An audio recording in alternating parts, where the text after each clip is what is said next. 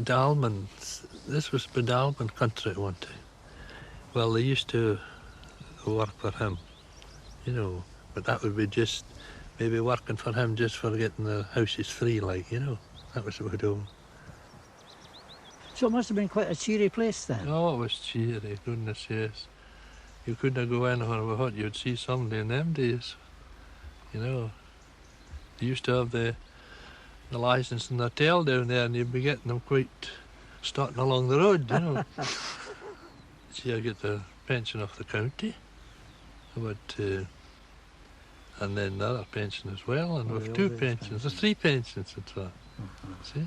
How many years did you work in the county? 27. So for you, crofting's been a part-time It's thing? just a part-time, yes. It was here anyway, so I had to do something with it, you know. It's not that I depended on it at all. And you don't think there'll be any following you once you leave this place? Not so.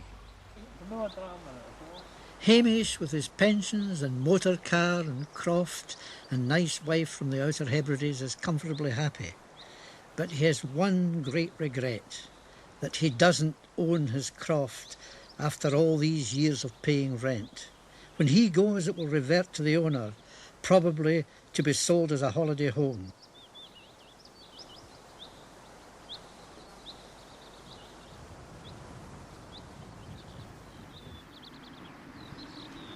It was the coming of the railways which opened up Loch Tay side to tourism. The Aberfeldy branch line opened in 1865, and 21 years later the line came to Killin from Glenogle, and there was a steamship service running to piers along the 15-mile length of the loch. So it was now possible for townsfolk to travel by cheap day excursions and enjoy what had been reserved for a few lucky people.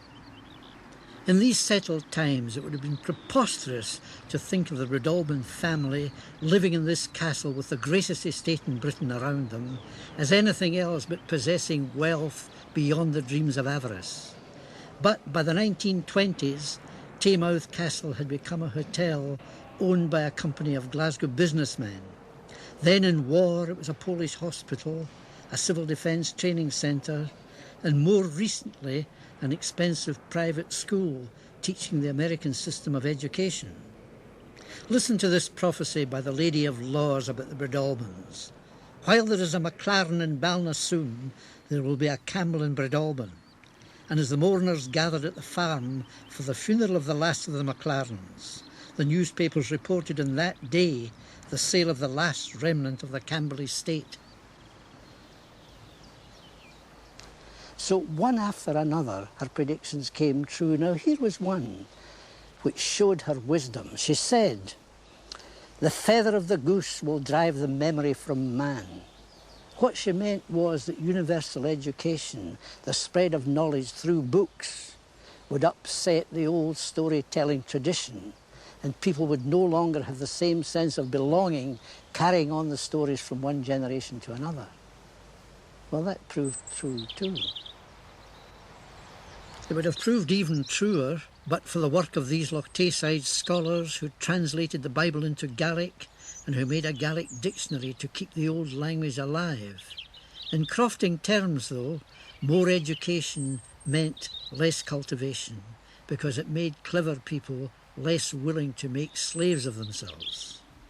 About Ben Lawers, the visionary lady said, "There would come a time when the mountain would be so cold that it will chill and waste the land for 7 miles.